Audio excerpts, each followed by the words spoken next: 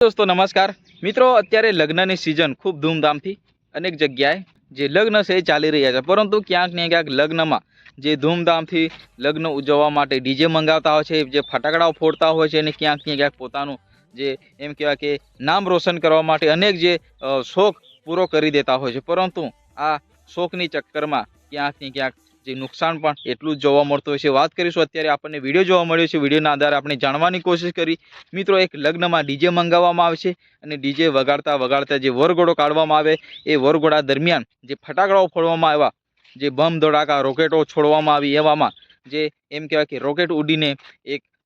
આગ લાગી હતી અને આગના ચક્કરમાં આ લગ્નમાં ઘણું નુકસાન થયું છે। અને વિડીયો જોવા મળ્યું છે કે ભાઈ વિડીયોમાં જે આગ આપણને જોવા મળી કે જબરજસ્ત ભર ઉનાળે આ આગ પકડી છે અને આગનો વેગ એટલો છે કે ભાઈ ઘણું નુકસાન કરી નાખ્યું છે। તો મિત્રો, તમને એક જાણકારી આપી દઉં કે ભાઈ આ ભર ઉનાળાના સમય છે, અત્યારે ગરમીનો એટલી બધી તાપમાન છે કે ભાઈ 40 ડિગ્રી 45 ડિગ્રી અત્યારે ગરમીનો માહોલ બહુ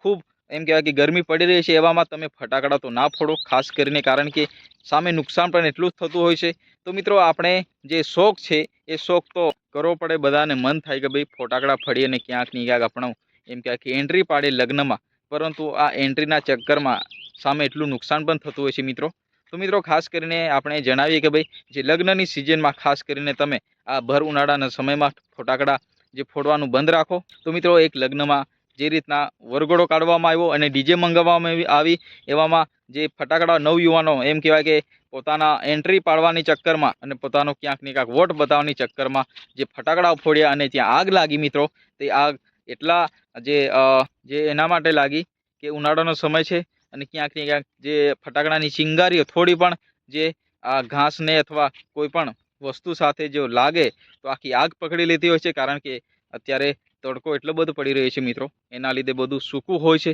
તો મિત્રો, હવે આ જે લગ્ન થયા છે એ લગ્ન માલિકને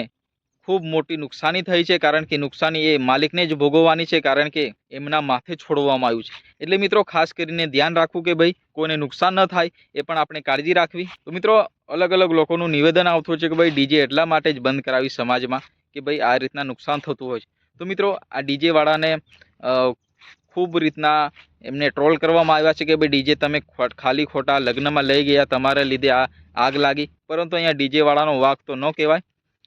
મિત્રો, વાત કરીએ તો ડીજે વાળાને પોતાની વર્દી સંભાળવાનું હોય છે, એમને પણ ક્યાંક ને ક્યાંક જે લોન કરી આ વસ્તુ એ વસાવતા હોય છે અને ક્યાંક ને ક્યાંક એમને પણ જે બે પૈસા મળે એમના માટે એમને પણ આ ધંધો કરવો મજબૂર હોય છે। પરંતુ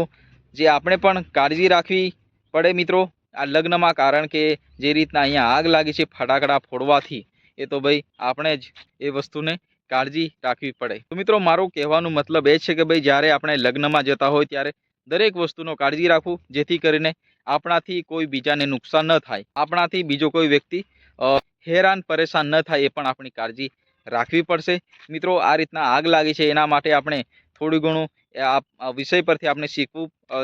જોઈએ, કારણ કે આજ પછી જે આ વિષય ફરી ન બને એના માટે આપણે પણ તકેદારી રાખવી પડશે। જે રીતના ફટાકડા ફોડવાથી આગ લાગી છે તો તદ્દન આ ફટાકડા ફોડવાનું બંધ કરી દો, કારણ કે ભર ઉનાળાનો સમય ચાલી રહ્યો છે, તડકો એટલો જબરજસ્ત રીતના પડી રહ્યો છે, અત્યારે સૂકો વિસ્તાર છે। તો મિત્રો, તમને વિડીયો પસંદ આવે તો વિડીયોને લાઇક કરો, ચેનલને સબસ્ક્રાઈબ કરો। આપણે કોઈ વ્યક્તિને બદનામ કરતા નથી, કોઈ વ્યક્તિનો દિલ દુભાય એવું પણ વાત કરતા નથી, આપણે તો ખાલી એક જાણકારી મેળવીએ છીએ અને જે આ દ્રશ્ય બન્યું છે એના પરથી ક્યાંક ને ક્યાંક આપણે ફરી આવું ન બને એના માટે તકેદારી રાખવાની છે અને શીખવાનું છે કે ભાઈ આ વસ્તુ આપણાથી ન થાય। મિત્રો, ફરી મળીએ નેક્સ્ટ વિડીયોમાં, ત્યાં સુધી જય હિન્દ।